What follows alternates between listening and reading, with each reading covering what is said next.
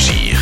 Jusqu'à 15h, vous écoutez Drainville PM au réseau Cogeco. Et on le retrouve avec grand plaisir. Christian Page, bonne nouvelle saison, mon cher Christian.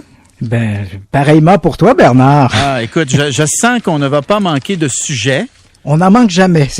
Non, mais ces temps-ci, honnêtement, là, avec les complotistes qui font la pluie et le beau temps, oui, d'ailleurs, c'est assez surprenant. J'en avais parlé dans une précédente chronique, mais les chiffres montrent qu'on est, la population ici au Québec, on est à presque 25% de gens qui adhèrent aux théories du complot lorsqu'il est question du COVID-19. Ah oui. Et on parle presque d'une personne sur 4. Et même si dans d'autres médias, on a tendance à amoindrir un peu cette nouvelle-là en disant, bon, ben, ça reste quand même marginal. Là, 25%, ce n'est plus marginal. Tu as tout à fait compris, hein, parce que quand on regarde généralement dans les théories du complot, quelles qu'elles soient, hein, que ce soit on n'a pas été sur la Lune, le World Trade Center, l'assassinat de JFK, on parle généralement d'un pourcentage de population qui oscille entre 10 et 15%. Mais là, avec la COVID, on en serait à 25%. On en est à 25%. Donc, ils pensent que la COVID, c'est fabriqué par les gouvernements pour nous manipuler, là. Voilà, que le virus a été créé dans un laboratoire, qu'il est lié à la 5G, que Bill Gates veut développer un vaccin pour mieux nous contrôler. Quelle que soit l'opinion que tu te fais sur le COVID-19, si elle est associée là, donc à une théorie du complot, ben tu fais partie de ce pourcentage d'une personne sur 4. Ce qui, je l'avoue, moi personnellement, je trouve ça assez dérangeant qu'une personne sur 4 agissent, ou en tout cas adhèrent à des théories aussi loufoques. Comment tu expliques ça? Ça fait pas partie des sujets que tu m'avais présentés, mais tu as toute une réflexion là-dessus. Prenons le temps quand même.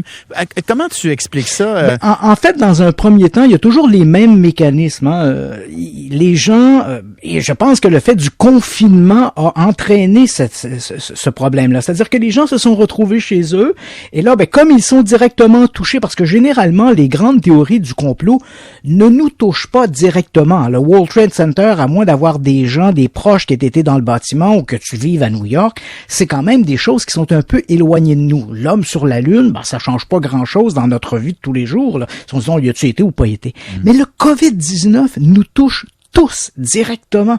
Et là, les gens se retrouvent confinés dans la maison. Et pour beaucoup de gens, et c'est un mécanisme qu'on retrouve dans toutes les théories du complot, les gens ont besoin de trouver un responsable. Beaucoup de gens ne peuvent pas rester avec l'idée de on le sait pas ou act of God, hein, c'est la volonté de Dieu. Donc on a besoin d'un responsable. Et là on se retrouve confiné chez soi, on s'adonne, on se retrouve sur les médias sociaux et on se laisse un peu embobiner dans toutes sortes de choses parce que on n'est pas tous virologues, on n'est pas omnipotents et omniscients. Donc on va adhérer à des idées. Généralement, ce sont des idées qui nous plaisent. C'est ce qu'on appelle en psychologie populaire, hein, le biais de confirmation. Je crois qu'il y a un complot et je vais sur des sites complotistes qui confirment ce que je crois. Et tout ça est un peu, ça fait boule de neige et ça ne sert qu'à entretenir mon idéologie. Et là, ben, j'ai besoin de trouver un responsable et ces responsables, ils ont des noms, ils ont des figures. C'est Bill Gates, ce sont les laboratoires, ce sont les Chinois, ce sont les pharmaceutiques. Donc, j'arrive à trouver une explication à tout ça. Et c'est quand même très dérangeant qu'une personne sur 4 accepte ces idées qui, bien sûr, sont véhiculées sur les médias sociaux, mais sont véhiculées par des experts en tout et spécialistes en rien, bien souvent. Hein. Ce sont des gens qui du jour au lendemain, deviennent des spécialistes des épidémies, deviennent des spécialistes des virus, et voilà, ils font toutes sortes de commentaires auxquels on va adhérer de manière plus ou moins soutenue. Oui, puis il y en a qui sont très éloquents dans la manière avec laquelle ils présentent ces théories. Ils ont l'air de gens sérieux, très articulés. Oui, sérieux, très articulés. Ils ont l'air de gens studieux.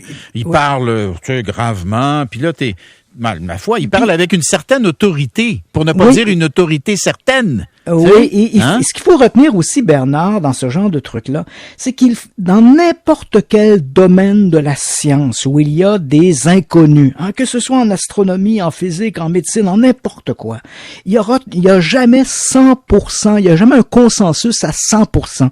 Il y a toujours des dissidences, hein, puis des dissidences dans les milieux scientifiques, là, que l'on parle du Big Bang, qu'on parle de l'évolution, qu'on parle de n'importe quoi.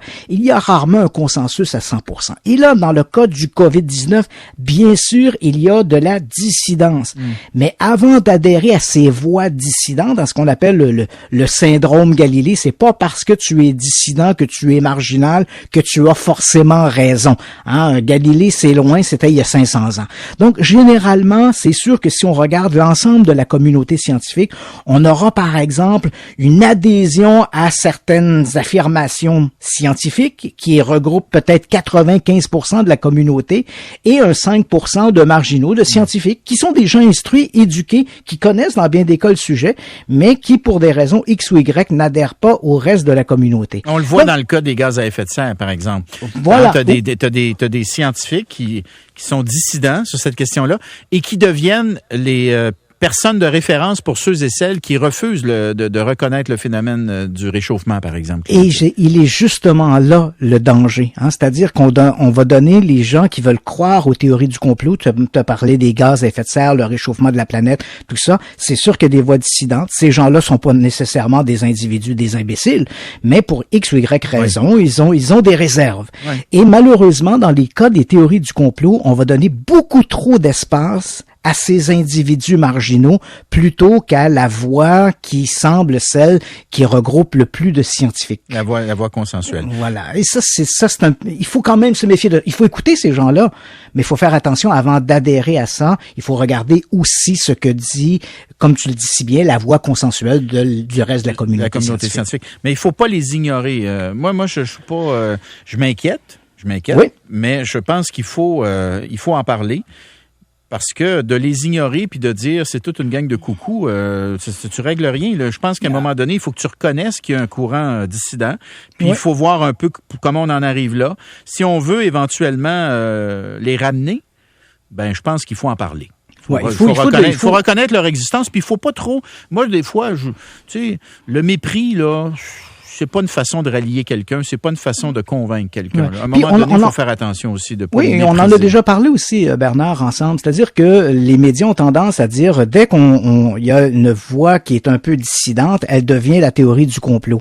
Mais il faut faire attention, c'est pas toujours le cas. Par exemple, et on en a parlé ensemble, des gens qui vont dire, je crois que le virus a peut-être échappé à des scientifiques qui travaillaient dans un laboratoire en Chine. Oui. C'est sûr que c'est pas l'hypothèse qui domine le milieu scientifique. On croit plutôt qu'il vient du milieu animalier, mais en soi, le fait d'imaginer que le virus a pu échapper à des laborantins ne fait pas de soi un théoricien du complot. C'est pas parce que tu adhères à ça que tu es un théoricien du complot. Mais Luc Lavoie, là, qui est quand même mon coéquipier dans cette émission, il l'a évoqué très, très, très rapidement, lui, au tout début de la pandémie, que cette hypothèse, là, qu'il y a un grand laboratoire à Wuhan, laboratoire microbiologique, bactériologique, qui enquête sur ces choses-là, qui travaille. Et donc, il a évoqué cette hypothèse. Puis là, qui n'est pas du tout dans la théorie du complot. Non, je me rappelle avoir discuté avec lui de cette question-là en coulisses. C'est vrai qu'à Wuhan, il y a un laboratoire qu'on dit de type 4. Donc, ce sont les laboratoires, c'est le grade le plus haut, ce qui autorise donc les scientifiques qui travaillent dans ce laboratoire à travailler, à manipuler les virus les plus dangereux, comme la variole, par exemple, qui techniquement n'existe plus sur Terre, mais on l'a quand même dans une fiole, on a quand même isolé ce virus-là de la variole. Donc, ces gens-là, dans un laboratoire de type 4, ils ont l'habilité de pouvoir travailler, d'étudier ces virus. Est-ce qu'il est impossible que des gens aient travaillé sur une souche du virus COVID-19 et que l'un d'entre eux aurait pu être infecté ou d'une manière X ou Y, le virus aurait échappé au laboratoire?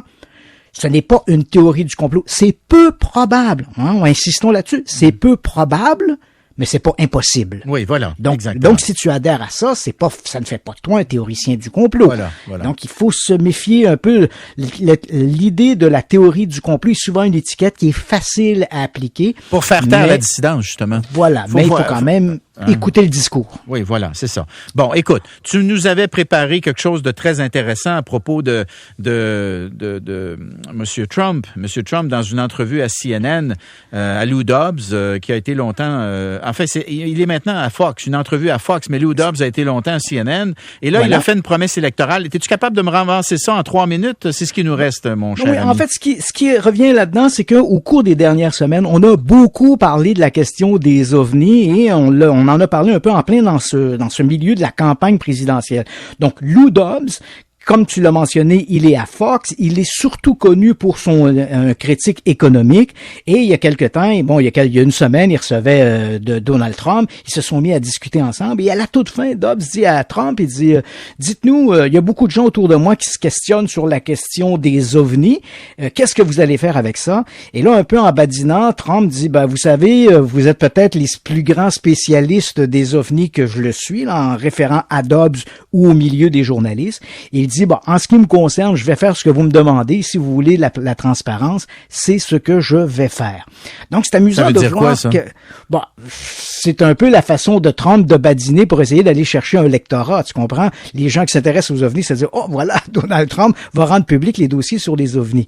Mais ce qui est amusant, Bernard, c'est que tout ça arrive dans un contexte qui est très particulier parce que vendredi dernier, et là, on n'arrive plus, là. C'est pas une jambette du président Trump. Vendredi dernier, le département de la Défense a émis un communiqué en disant que maintenant c'était officiel. On le sait depuis 2017. On a beaucoup parlé de ces observations d'ovnis, ces films. On en a parlé ensemble, ces films qui circulaient sur le web, qui avaient été filmés par des pilotes.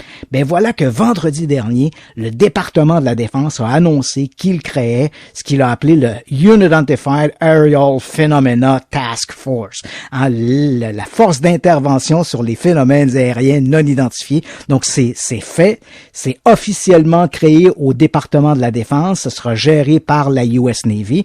Et tu comprends que c'est un peu une réaction des autorités militaires justement à toutes ces fuites qui, depuis maintenant 2 ans, depuis une révélation du New York Times, s'est continuellement retrouvée dans l'actualité. Et là, je pense que le département de la Défense a voulu faire taire ces rumeurs-là. Christian, on veut le savoir. On les a vus. Je les ai vus, les bandes vidéo. Ils sont disponibles. C'est des pilotes, là. C'est des pilotes, là, tout à fait crédibles, rationnels. Chevronnés. Dans certains cas, ils sont 2 à observer la même chose. Et puis, on les voit sur les images. Moi, honnêtement, j'aimerais ça savoir, c'était quoi ces objets-là? Voilà. Et le département de la Défense, c'est exactement ce qu'il a dit. Il ne favorise pas l'idée des visites extraterrestres. Ce qu'il veut savoir, c'est quelle est la nature de ces objets et, qui plus est, si ces objets proviennent de nations qui sont ennemies des États-Unis et sous-entendent la Chine et la Russie. Donc, c'est l'objectif, mais ce n'est plus un mythe. C'est créé, et ça, depuis vendredi dernier. Par les autorités américaines. Christian, on se retrouve jeudi prochain. Rendez-vous. Absolument. Toujours un plaisir. On termine notre émission comme ça.